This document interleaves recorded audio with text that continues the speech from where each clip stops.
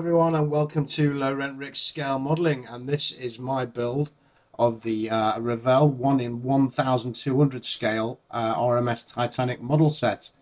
Now this is a reissued video back long ago, well I say long ago, a year ago when I started making these videos. This video was issued as a 4-hour long video with no commentary. It just had some classical music in the background and I posted all the instructions on the screen. So I wanted to come back and revisit it a year later and do a bit of commentary over it and see how I've progressed in the last year. Before we get going, please consider subscribing to my channel. It's been a wonderful year. I'm around 7,500 subscribers at the time of recording, and I'd love to have you join me. It's completely free. There are other ways to support the channel linked in the description. So let's get on with the build. So when I did this model, it was about maybe the third or fourth one that I did. I didn't have any stock of kit.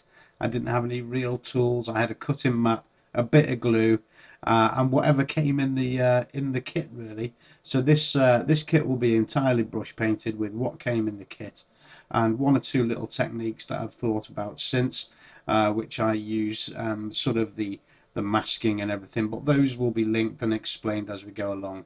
So it seemed logical for me back in the day to paint on the sprue for these type of models, which is something I do even now. And it's got to be said, with these Revell model sets, the quality of the paint that comes with them is absolutely fantastic. I've never tried to push them through an airbrush, but for brush painting, these paints are absolutely spectacular. And I found myself using these paints for a lot of things coming on to my beginning of my modelling career. So this ochre here that came with the kit got used for a lot of stuff, and the hull paint too ended up being used for multitudes of rust effects. So the paint quality in these is really worth looking at. It's really quite good stuff. As you can see, I'm using the paint straight out of the pot here, which is something I've learned to change over time. Obviously, you want to thin down your paints. These are, as I've said, good quality paints, so they let you get away with it a little bit. But one of the mistakes I made here was doing many coats, but without watering or thinning down my kit paint. It's how we learn our techniques, and something that I learned doing this model is the coverage is much better if you use a little bit of water and thin them down. So the second coat's going on okay, but that's more because of the forgiving nature of the paint and not through any skill on my part at all.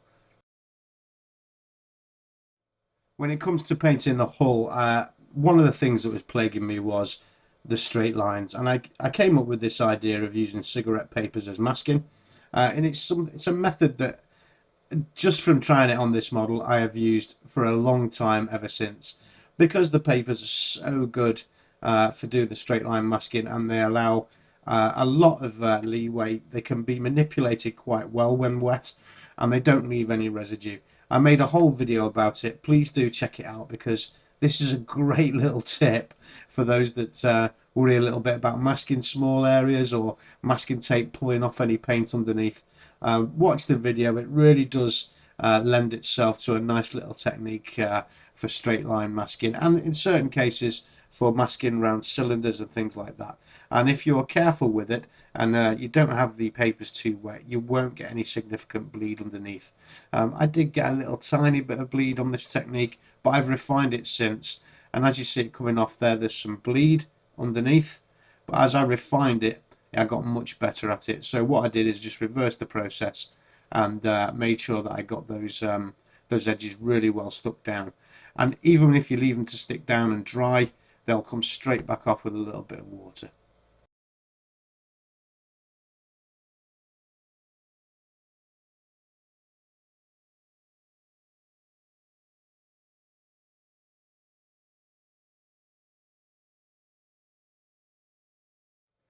Onto the assembly, and just popping up the instructions on the screen there. It's something I did a long time ago, back when I didn't really know what I was doing. I don't know if some people find it helpful or some don't.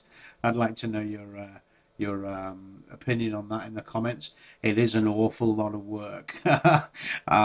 So I found the fit really good on this kit. I know it's tiny and it's quite cheap, but still you can have a bit of trouble with some of these things. And being inexperienced, I'm using a little bit too much glue, just pressing things in there. I didn't do any dry fitting. I'm just pulling them off and sticking them on. But it's where we learn, isn't it? And you're going out of sequence a little bit with some of the instructions, and doing a little painting here and there. No real plan to what I'm doing, but nonetheless very enjoyable.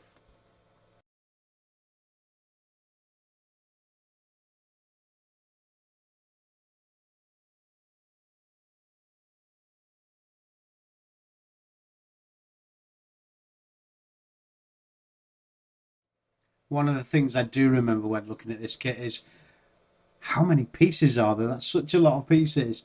And as you all well know, I knew nothing.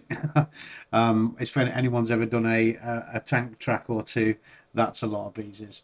I did find as it came to putting on the funnels, it would have done me well to remember which ones are which, because they're quite specific. They've got two halves and they're individually numbered. Please do look at those numbers to save yourself a lot of messing about that I had. But in all, the kit's going together really quickly. I think the entire build took around 4 hours, because obviously I'm not doing things as proper as some of you more experienced modelers out there would have done. But I can tell you now, I am really in the thralls of enjoying building this thing.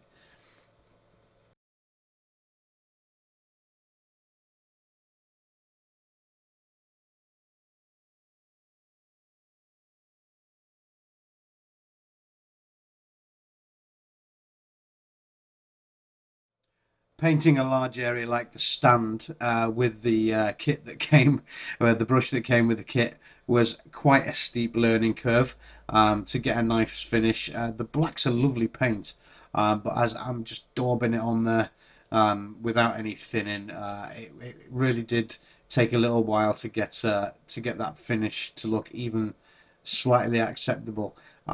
This model is, I enjoyed it so much. It's responsible for the hundreds that came after it, and it's very refreshing for me to see it again and to see how far I've come and to see the development in me as a modeler, and my techniques and my builds now are a million miles away from this. But I absolutely love watching this build again, and hopefully for some of the beginners that may watch this video, they can see the mistakes that I've made, and hopefully not replicate them. But even if they do, I hope they enjoy it half as much as I did.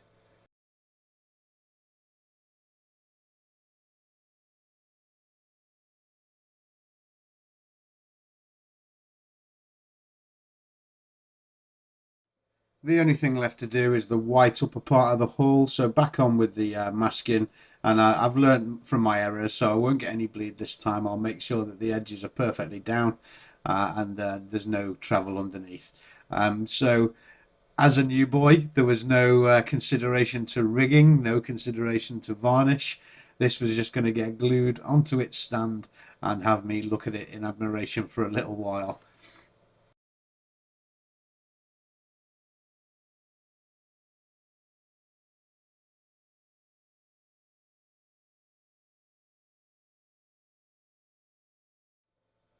And there is the finished article. It's still stuck to the wall in my modelling corner as a reminder of how far I've become. Please check out my channel to see how far I've progressed in a year of modelling.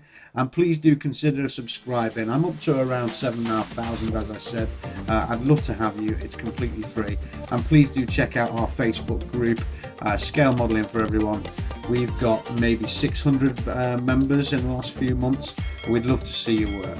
Thanks for joining me, and I'll see you in the next one.